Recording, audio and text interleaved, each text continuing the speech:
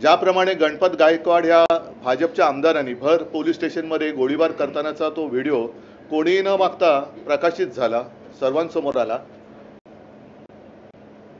अभिषेक घोसाळकर आणि तो जो गुंड होता मॉरिस, त्याचं फेसबुक लाईव्ह वरचा तो व्हिडिओ आलाय।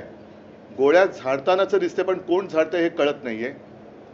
काल मी तिथे काही पोलीस अधिकाऱ्यांशी बोलल्यानंतर त्या मॉरिसकडे काही परवानाधारक शस्त्र नव्हतं, पण त्यांनी जो एक माणूस स्वतःचा बॉडीगार्ड म्हणून ठेवला होता, आता त्याला बॉडीगार्ड ठेवण्याची वेळ का आली आणि हा बॉडीगार्ड कोण होता? पोलिसांनी त्याला ताब्यात घेतले, मला वाटतं मिश्रा त्याचं नाव। त्याच्या शस्त्रातून त्यांनी त्या गोळ्या चालवल्या। आता त्या गोळ्या खरंच त्यांनी चालवल्या की आणखीन कोणी चालवल्या? आणि मग दोघांनाही मारण्याची सुपारी कोणीतरी दिली होती का? हा एक मोठा प्रश्न हा आपल्या मनामध्ये आहे।